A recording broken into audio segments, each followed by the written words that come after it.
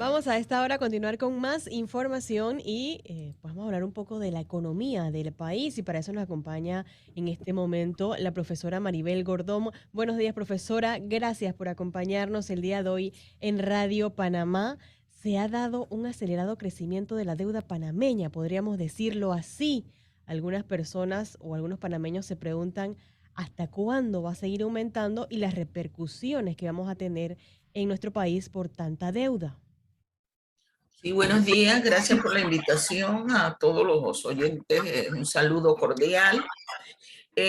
Bueno, una dificultad que tiene la economía panameña es su alto nivel de endeudamiento. Y digo dificultad no porque la deuda se constituya per se en un problema económico.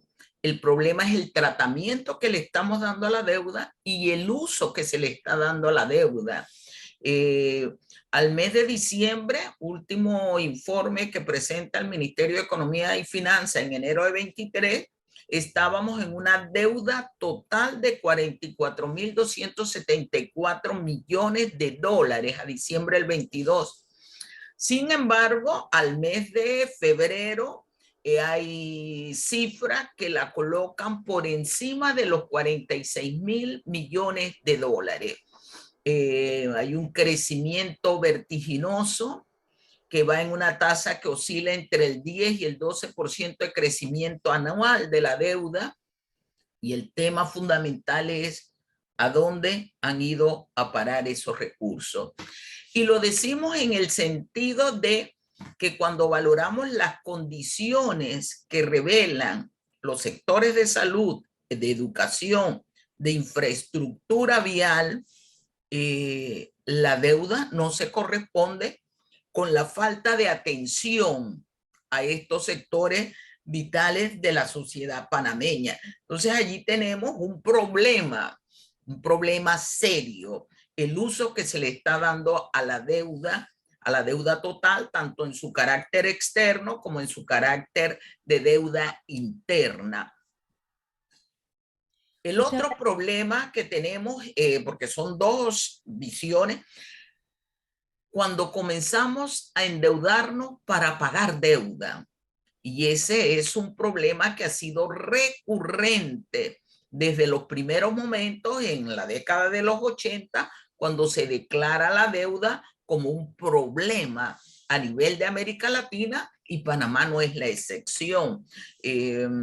El año pasado se planteaba que el servicio de la deuda estaba en el orden de los 469.9 millones de dólares.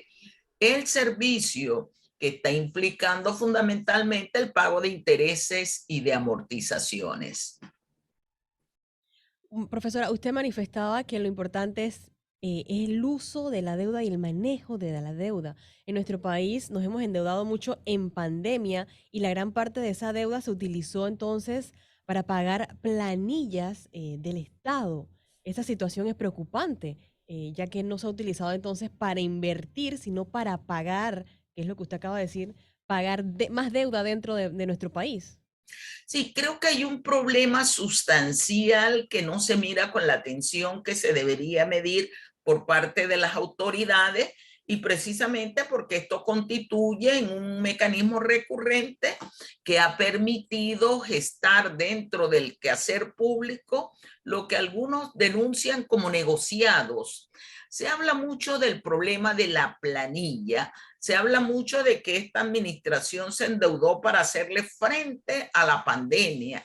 Y yo creo que eso son relaciones que no son del todo correctas. La planilla en este país, el funcionariado público, desde el 2015 no se le hace ajustes de salarios. En términos de lo que es la planilla funcional, es decir, las personas que realmente están trabajando, hay un nivel de estancamiento, no contratación de nuevo personal. Sin embargo, existe esa otra planilla que en algunos periodos se denunció que se estaba fuera, que se estaba en un ministerio de este país que se constituye en una planilla donde están los familiares, donde están los copartidarios, donde están los socios, que ha incrementado el monto de la planilla estatal. Salarios onerosos, no funcionamiento y no retribución. Históricamente sí, aquí no se valora la necesidad de la inversión social. Y eso significa que los gastos operativos generan o llevan adelante mayor parte del presupuesto nacional en contraposición con lo que es la inversión. Creo que Panamá tiene que hacer un replanteamiento de su estructura presupuestaria a fin de eliminar gastos suntuarios, corrupción, que se lleva el 4% del gasto social, y eso es, perdón, se lleva el 20% del gasto social, y eso es alarmante. No debería ser, porque estamos endeudándonos y estamos destinando ingresos no para la satisfacción de las necesidades fundamentales de la población. Y en el periodo de planilla, la política pública realmente careció de planificación, fue improvisada, careció de respuestas a la mayoría de la población que se le envía a casa con contrato suspendido y salario suspendido. Y eso generó una contracción de la demanda efectiva que afectó el conjunto de la economía nacional. Insisto, el problema no es la deuda, el problema es el uso que se le está dando a la deuda para pagar el servicio de la misma y para fomentar una estructura de endeudamiento que le permita a determinados sectores usufructuar de una deuda que no es una deuda productiva ni desde el punto de vista económico ni desde el punto de vista social. Profesora, se incrementa la deuda, pero vemos internamente en nuestro país, por ejemplo, hay marchas de los conductores, los obreros que están trabajando en el nuevo Hospital del Niño porque no están recibiendo sus pagos. Vemos a los bomberos iniciando una huelga también porque no hay para comprarle sus insumos. O sea, no hay dinero para pagar cosas importantes en nuestro país, pero nos seguimos endeudando. ¿En qué se está utilizando realmente ese dinero? Esa es la pregunta. Yo creo que hay varias respuestas. Uno, lo que ya he dicho, 4% del presupuesto de gasto social se va en corrupción. Y eso es alarmante. La deuda se ha constituido en un mecanismo también de ser renta sustituta de los evasores de impuestos. Y ese es otro problema serio. La evasión y la elusión fiscal en este país es alta. Por ejemplo, hay una incapacidad manifiesta de las estructuras institucionales en la medida que el 66% del impuesto sobre la renta de las personas jurídicas no logra ser capturada por las estructuras del Estado, es decir, por la DGI, que es la instancia responsable de este particular. Entonces, allí hay un endeudamiento también junto con el excedente canalero que pasa a constituirse en renta sustituta y que no está beneficiando al conjunto de la sociedad. Hay una serie de gastos suntuarios que se torna recurrente, creciente, es decir, el uso de los recursos, de los ingresos públicos, de los ingresos sociales, para destinarlos a compra de elementos, de productos, de servicios que no son necesarios. Aquí se ha hablado, por ejemplo, de las planillas que se utilizan en la asamblea, en la presidencia, en los ministerios, para adquirir boquitas y bebidas. Entonces, no hay una muestra realmente de que se va a decentar el presupuesto nacional. Esa es otra de las estructuras que tiene que estar siendo revisada.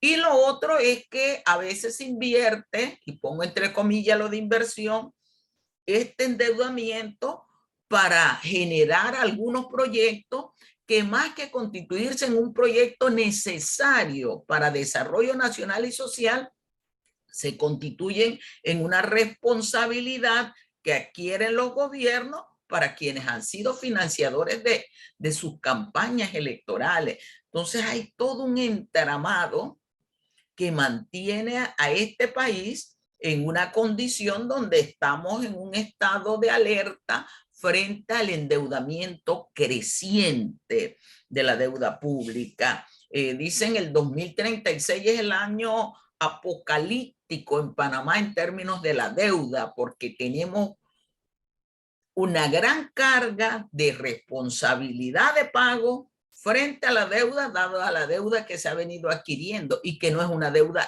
productiva ni social ni económicamente. ¿Qué tan cerca estamos de que se convierta en prioridad realizar una reforma tributaria en nuestro país para hacerle frente a esta deuda?